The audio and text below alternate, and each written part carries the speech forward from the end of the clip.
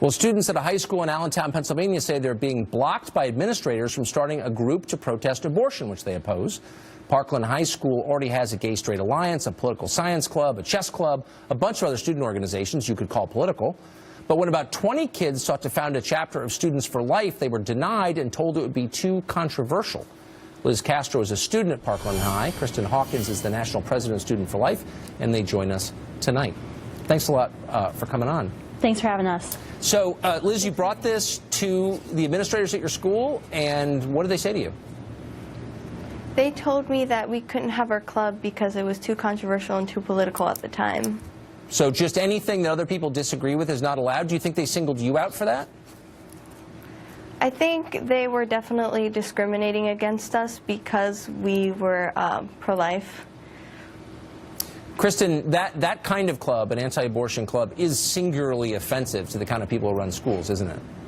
Yeah, I mean, you would think that public institutions, free speech would be a no-brainer. These are taxpayer-funded institutions, and yet this is what we see time and time again on high schools and colleges across the country. So do you suppose, Liz, that if there was a club, I don't know, a feminism club, a women's rights club, women empowerment club that supported legal abortion, be allowed to organize on campus? I feel like they may have allowed them to have their club. So what are you going to do? Have you given up? No, not at all. Are you going to try again, do you think? Try again in what sense? Try to start the club again this coming year. I'm a senior, so this is kind of it for me, but my friend Grace, who is also trying to start the club with me, is definitely not giving up, and she's going to try again. Well, good, and I hope they're all watching tonight. Kristan, have you seen this before? Yes, we have. We've seen this in dozens of high schools and college campuses across the country. Right now, we have a lawsuit, Colorado State, Fresno State, and Colorado, we just had a victory for a free speech case. We have another lawsuit, California State, San Marcos.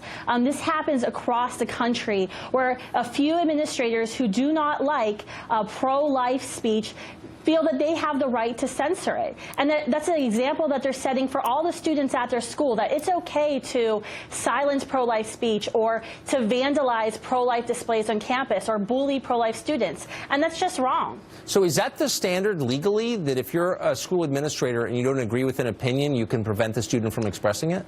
Absolutely not. That is not the standard. That's not legal. We have First Amendment rights in our nation.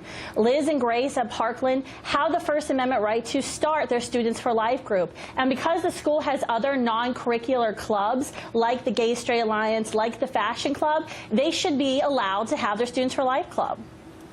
Boy. Liz, in the seconds we got left, have you learned any lessons from this? I definitely learned with